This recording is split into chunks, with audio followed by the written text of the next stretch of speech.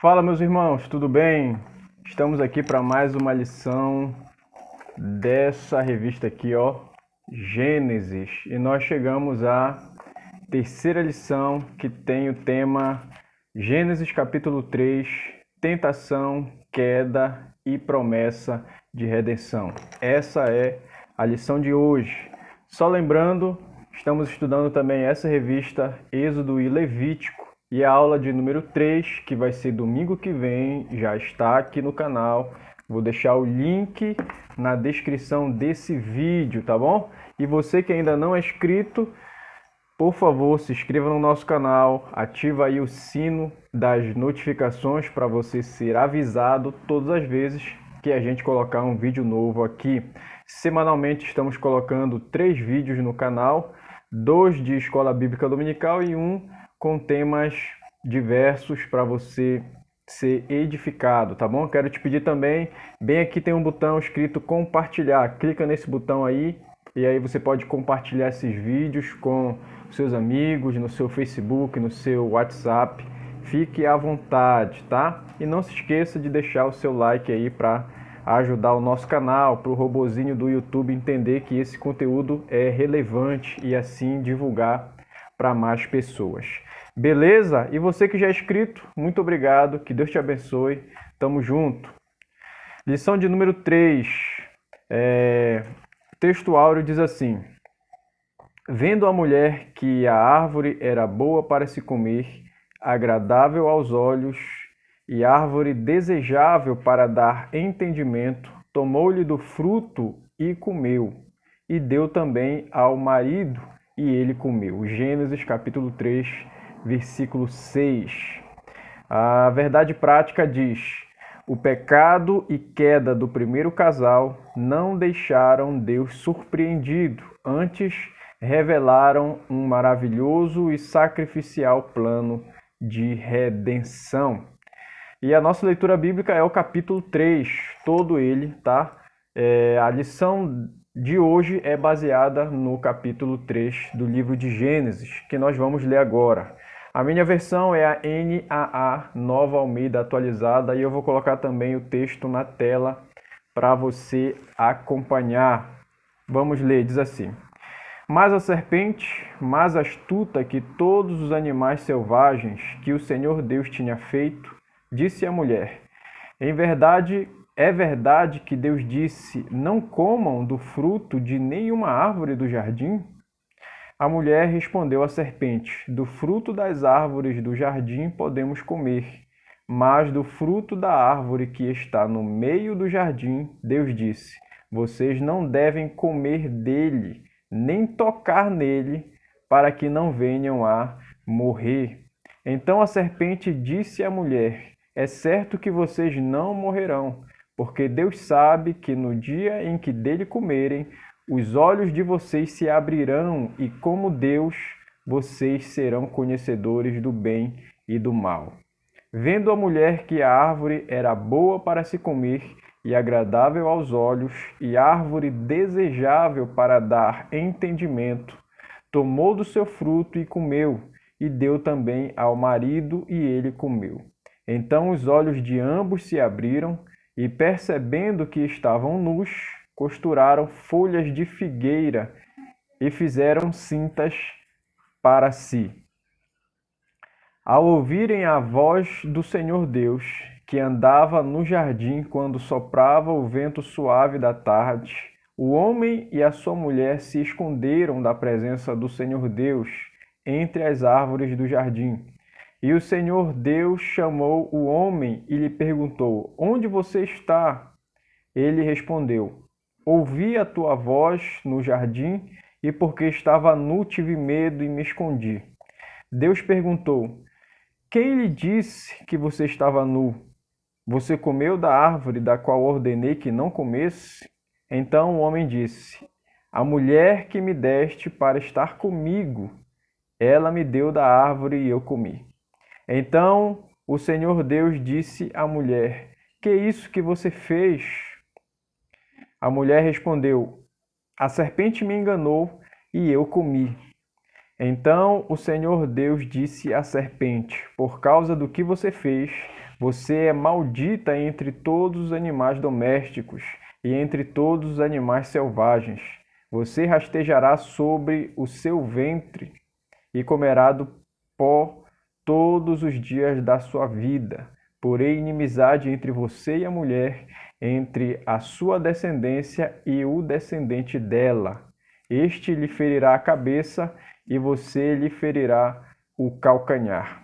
E a mulher ele disse: aumentarei em muito os seus sofrimentos na gravidez. Com dor você dará à luz filhos. O seu desejo será para o seu marido, e ele a governará. E Adão disse: por ter dado ouvidos à voz de sua mulher e comido da árvore que eu havia ordenado que não comesse, maldita é a terra por sua causa. Em fadigas você obterá dela o sustento durante os dias de sua vida. Ela produzirá também espinhos e ervas daninhas, e você comerá a erva do campo. No suor do seu rosto você comerá o seu pão, até que volte à terra, pois dela você foi formado. Porque você é pó, e ao pó voltará. E o homem deu à sua mulher o nome de Eva, por ser a mãe de todos os seres humanos. O Senhor Deus fez roupas de peles, com as quais vestiu Adão e sua mulher. Então o Senhor Deus disse: eis que o homem se tornou como um de nós, conhecedor do bem e do mal. É preciso impedir que estenda a mão e tome também da árvore da vida, e coma e viva eternamente. Por isso, o Senhor Deus o lançou fora do jardim do Éden, para cultivar a terra da qual havia sido tomado. E depois de lançar fora o homem, Deus colocou querubins a leste do jardim do Éden, e uma espada flamejante que se movia em todas as direções para guardar o caminho da árvore da vida. Amém. Até aqui a nossa leitura bíblica. A nossa lição tem 3 tópicos. O primeiro é a tentação, o segundo tópico, consequências da queda, e o terceiro tópico, a promessa de redenção. Lembrando que cada tópico possui 3 pontos para a gente poder explorar e estudar. Correto? Primeiro tópico, a tentação. A tentação é algo comum a todos os seres humanos. Não há salvo-conduto para ninguém. E o primeiro ponto aqui fala sobre o tentador. Vamos ler o comentário que diz assim: a origem do tentador não é descrita em Gênesis. Ele já aparece em suas páginas como um ser inteligente, maligno e em oposição a Deus, sua obra. Quem quer que ele tenha sido originalmente foi criado em estado de pureza e santidade, pois Deus não cria nada maligno. Gente, essa lição ela é muito importante, ela é muito boa, porque se trata da queda e da promessa de redenção, exatamente como diz aqui o tema, né? É muito importante a gente estudar o livro de Gênesis, porque ele explica o princípio de muitas coisas, né? De quase todas as coisas ele explica o princípio. Isso não se aplica aqui ao diabo, porque aqui no Gênesis não explica a origem e nem o princípio dele. Nós vamos descobrir isso em outros livros, como por exemplo em Ezequiel capítulo 28, vai falar um pouco da origem do diabo. Mas aqui no Gênesis, como nós lemos, já mostra ele como um ser inteligente, um ser que tem o poder de possuir os corpos de animais e também de pessoas. Então aqui ele já se apresenta e já tem contato com Eva, né? A primeira mulher criada. E nós, estudando a Bíblia, nós vamos observar alguns padrões na ação do diabo. E um deles, ou o primeiro deles, é o engano que vem através da mentira. Esse é também um ponto, uma característica dos falsos profetas, de todo aquele que se associa ao diabo. Um dos pontos é esse, o engano que vem através da mentira. E algumas coisas nós precisamos deixar bem claro aqui. Satanás é um anjo caído, ele tem poder, a Bíblia diz que ele não tem beleza, mas diz que ele tem poder, que ele é inteligente, ele não tem onipotência, ele não tem onisciência e ele não tem onipresença como Deus. Só Deus tem esses atributos, tá? Mas uma outra coisa que nós precisamos deixar bem claro aqui é que o poder de Satanás não se iguala, não equivale ao poder de Deus. Deus, ele é soberano, Satanás não. Então, tudo que Satanás faz ou pretende fazer, ele o faz com a permissão de Deus, tá? Ele age ali no campo da permissão de Deus. Se Deus não quiser que ele faça, ele não faz, tá bom?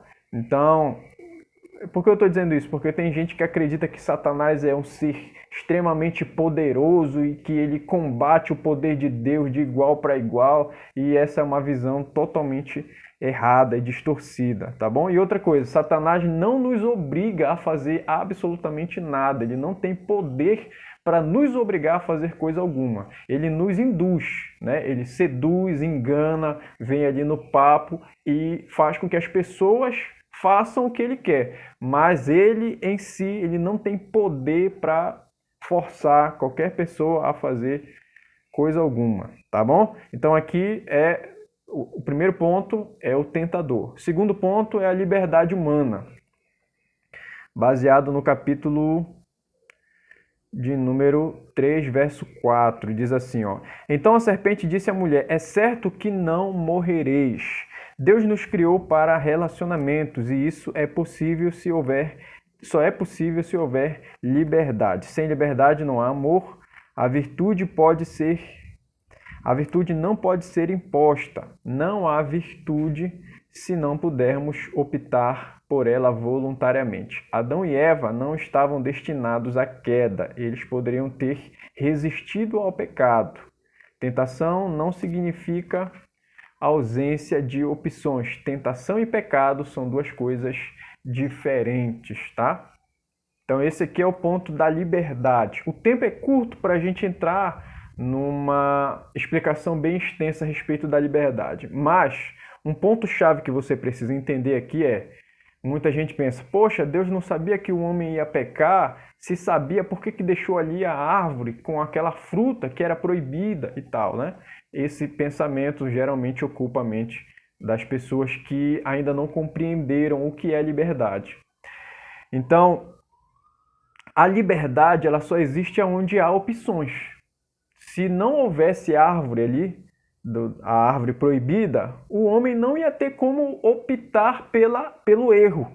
Então, a liberdade ela só vem onde há opções. Lembra de José, quando foi preso, e ele foi para aquela prisão com acusação de estuprador? Ali na prisão ele trabalhou ao ponto de mostrar para as pessoas que ele era inocente. E ele recebeu ali a chave da cadeia para ele poder administrar aquela prisão ali. Então eu te pergunto, José estava preso ali, mas ele tinha a chave. Ele poderia escolher fugir e ir embora. Ele tem a chave, pode abrir a porta e ir embora.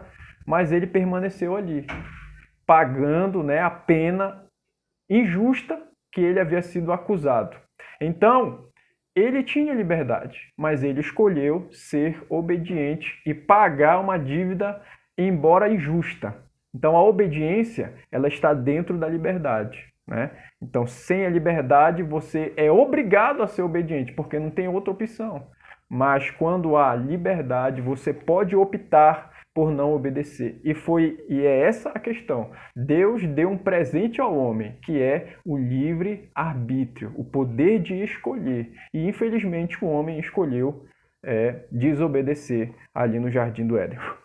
O terceiro ponto aqui é o pecado, baseado no verso de número 6.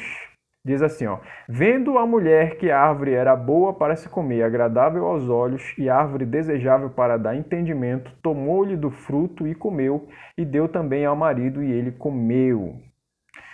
A abordagem de Satanás a Eva foi cheia de astúcia. Primeiro lançou uma dúvida no coração da mulher: é assim que Deus disse? Depois jogou sagazmente a vontade humana,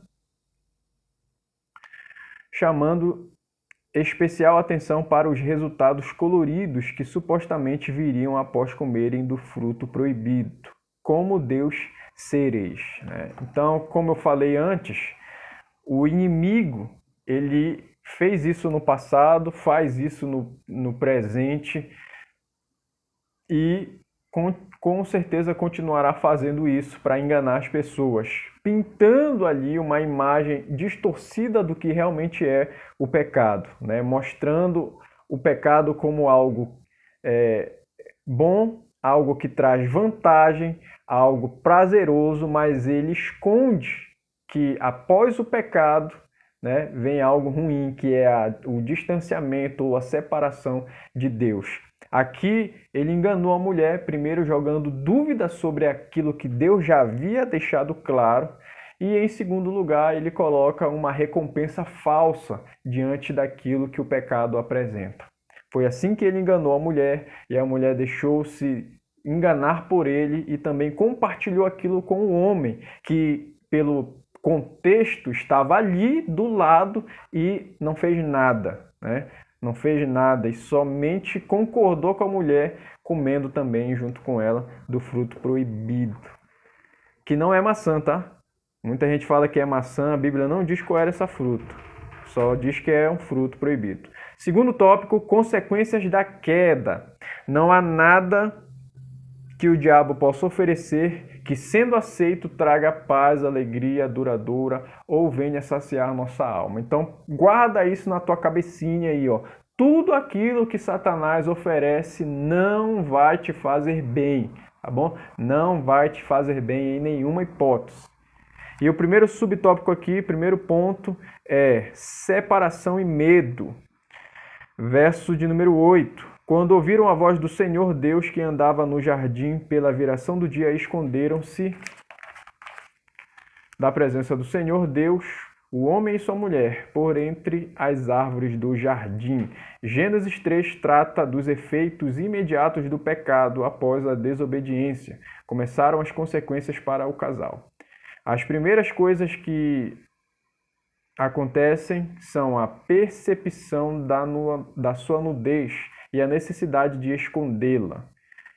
O casal agora não se sente mais à vontade juntos. Os olhos se abriram como prometera a serpente, mas não do modo como Adão e Eva esperavam. Antes, para conhecerem a culpa e o medo pela primeira vez. O homem experimenta o medo. O passo seguinte é fugir da presença de Deus. Então esse ponto aqui é a separação e medo, coisas que o homem ainda não conhecia quando estava no seu estado original, de santidade. Sintomas de que a pessoa fez algo errado. Ela sente medo e não sente vontade de estar na presença de Deus. Tá? Talvez você pense, poxa, não fiz nada de errado, mas não estou com vontade de ir para a igreja, não estou me sentindo bem. Então, isso são sintomas de que tem algo errado, de que você cometeu algo errado. Foi assim com Adão e Eva, Comeram da fruta e o passo seguinte foi medo de Deus e separação. Não queriam encontrar Deus de jeito nenhum. Outra coisa aqui, o ponto 2 é a expulsão do jardim, baseado no verso de número 23. Diz assim: o Senhor Deus, por isso, o lançou fora do jardim do Éden, a fim de lavrar a terra de que fora tomado. A expulsão do jardim oficializa a quebra da comunhão entre Deus e o homem. O jardim já não mais estava acessível ao casal.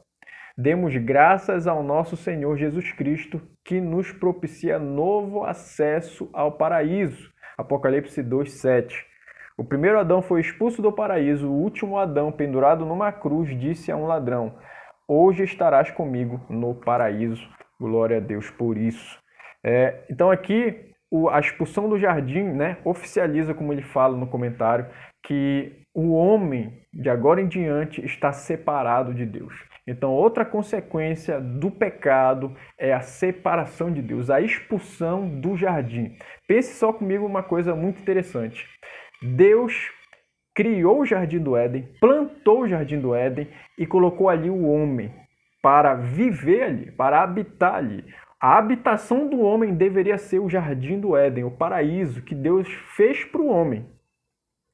Mas porque o homem pecou, ele perdeu o direito de estar no paraíso que o Senhor havia feito para ele. E agora, por consequência, o homem foi condenado ao inferno, lugar que não é para o homem. O inferno é um lugar para o diabo e os seus anjos. Mas o homem, por pecar, ele foi condenado ao inferno. Então, o primeiro Adão nos concedeu, né, essa herança maligna de ser condenado ao inferno por causa do pecado. E o segundo Adão, Jesus Cristo, nos trouxe uma herança superior, uma herança melhor, que é herdar o paraíso através, né, da sua salvação. Que maravilha! E o terceiro ponto aqui é a morte.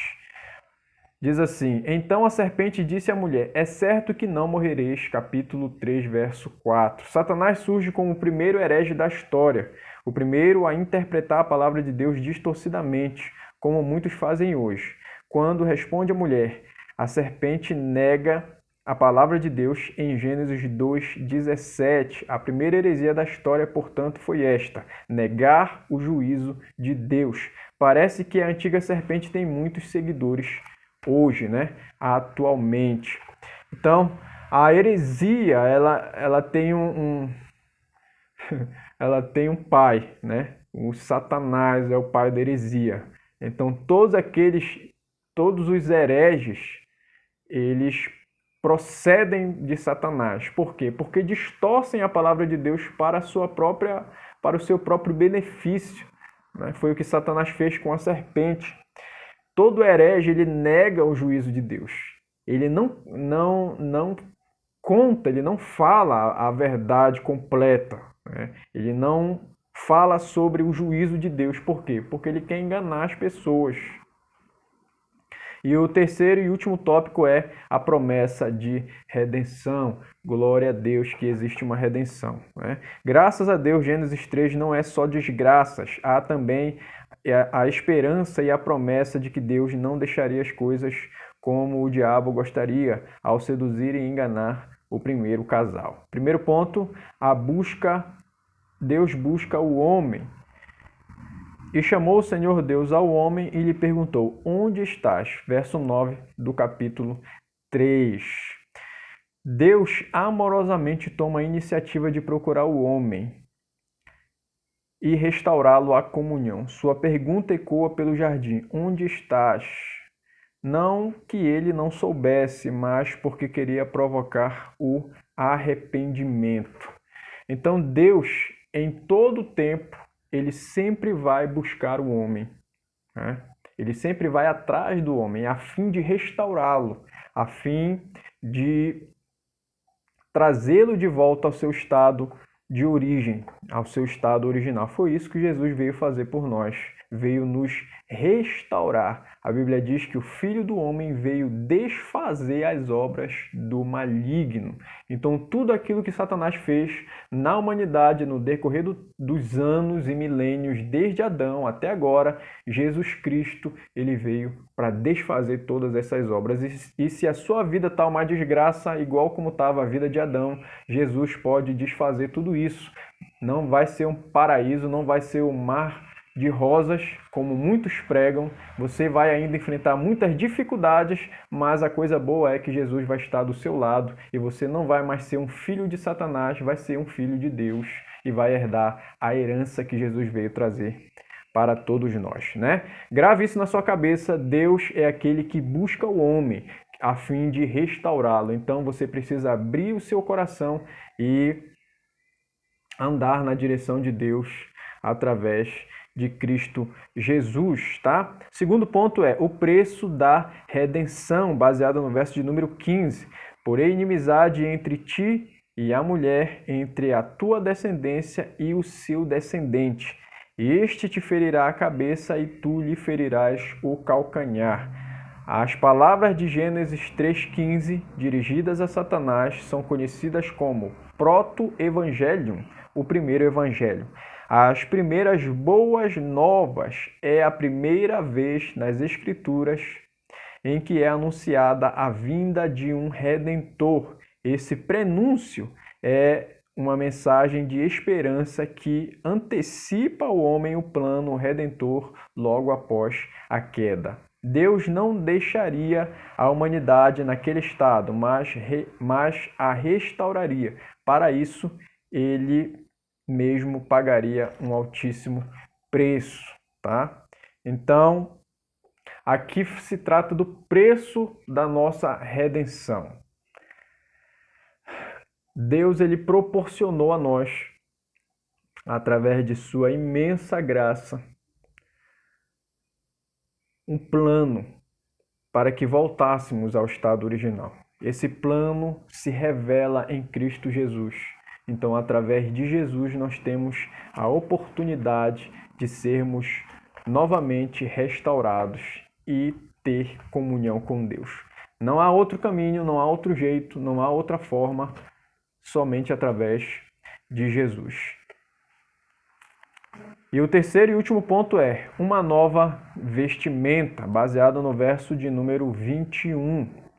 Fez o Senhor Deus vestimenta de peles para Adão e sua mulher, e o vestiu. A reação do casal ao cobrir a sua nudez expõe a vã tentativa do homem ao empregar seu esforço próprio para amenizar a culpa e remendar as consequências de seu pecado. Aqui há um fato muito importante.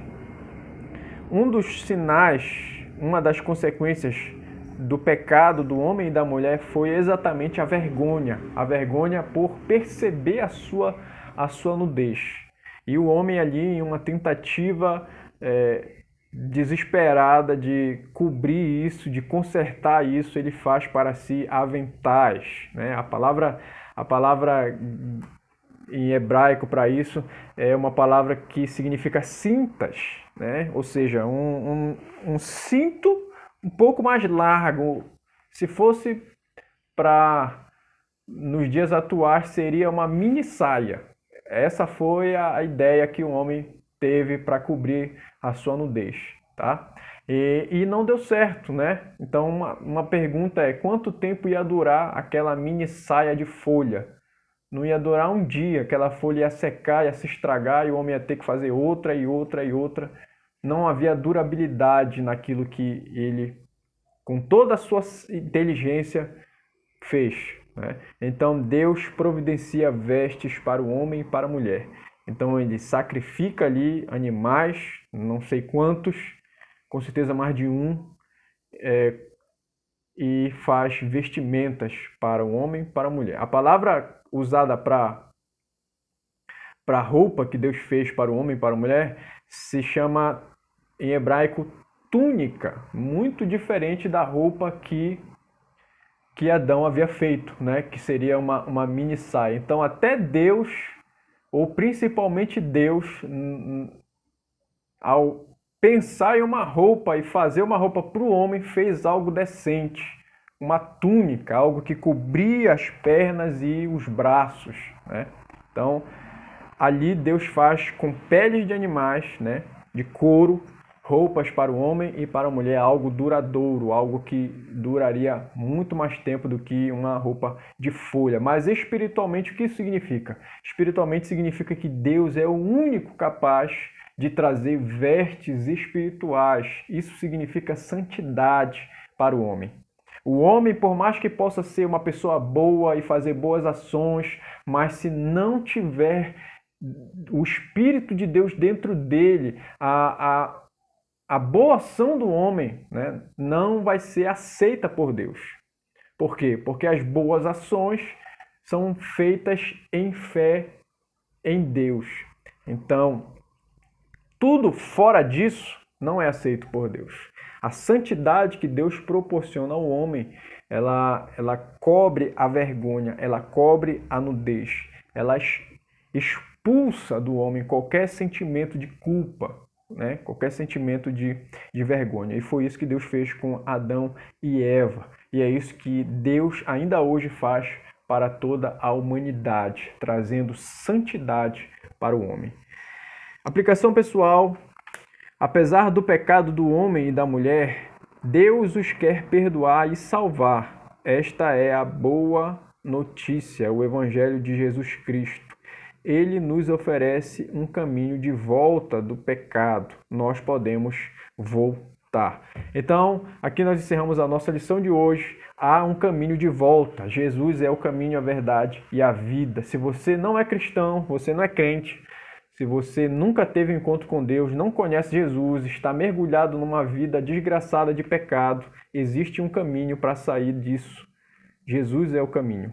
E Deus, através de Cristo, nos proporciona um caminho de volta, né? Nos proporciona uma salvação. E é isso que Ele pretende fazer na sua vida. Beleza?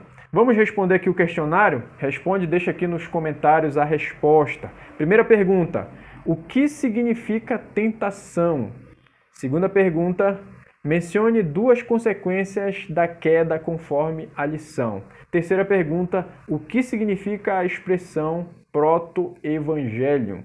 Tudo isso aqui a gente viu na lição de hoje, tá? Comenta aqui embaixo e deixa as respostas, tá bom? Que Deus te abençoe e até a próxima aula. Fica na paz.